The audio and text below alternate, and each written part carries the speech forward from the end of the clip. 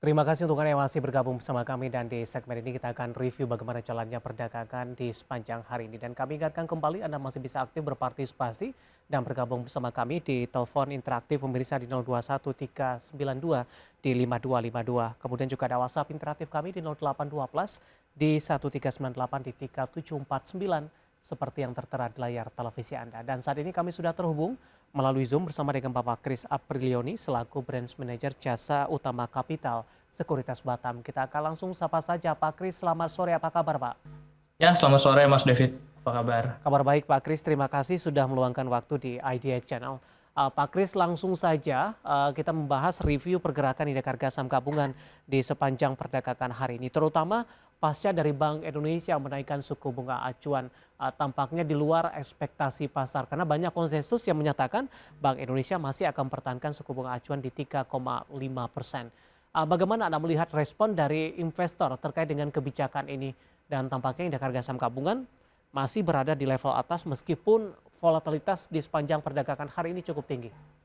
Ya, kalau kita lihat dari respon market terhadap kebijakan suku bunga Bank Indonesia cukup baik ya, karena hari ini IHSG terlihat masih menguat 0,44%. Jadi kalau diperhatikan memang walaupun konsensusnya terlihat Bank Indonesia mungkin dapat menahan karena rupiah masih bertahan stabil di bawah 15.000, tetapi dengan adanya kenaikan ya kita punya spare atau punya nafas yang lebih lega karena mengingat the Fed tentu akan menaikkan lagi suku bunga ke depan. Jadi kita mungkin satu langkah lebih maju dari perkiraan, tetapi itu merupakan hal positif bagi market.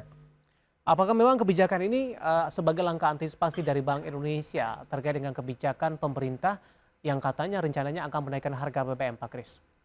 Ya, kalau kita lihat memang inflasi di Indonesia mulai meningkat ya, karena peningkatan inflasi ini tentu harus dibarengi dengan penahanan supaya masyarakat kembali tidak terlalu melakukan spending besar-besaran kembali. Jadi memang salah satu faktor untuk menahannya ya salah satu meningkatkan nilai suku bunganya seperti itu.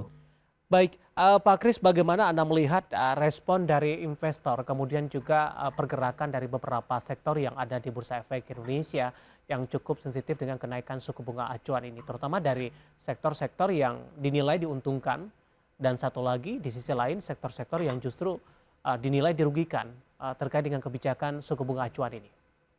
Ya, kalau kita lihat pergerakannya justru cenderung positif ya, karena sektor-sektor yang dirugikan juga kita melihat tidak terlalu dalam koreksinya, bahkan ada beberapa yang masih meningkat, dan sektor-sektor yang masih diuntungkan juga kita melihat masih cenderung cukup baik ya pergerakannya seperti itu. Tetapi yang perlu diingat adalah walau bagaimanapun IHSG sekarang berada pada posisi yang cukup tinggi, titik resistensinya masih bermain pada area-area resistensinya, jadi tetap waspada terhadap mungkin akan ada koreksi yang kemarin IHSG sudah meningkat juga cukup signifikan. Arahnya untuk jangka pendek, Pak Kris, kemana untuk indeks harga saham gabungan? Mengingat di Jumat juga ada pertemuan di Jackson Hole di Wyoming, Amerika Serikat. Ini akan diketahui juga arah pandangan dari The Fed terkait dengan kenaikan suku bunga acuan selanjutnya. Ya, kalau kita lihat ke arah IHSG ke depan mungkin sementara ini akan cenderung sideways ya, berada pada rentang 7.080 sampai area 7.200 gitu.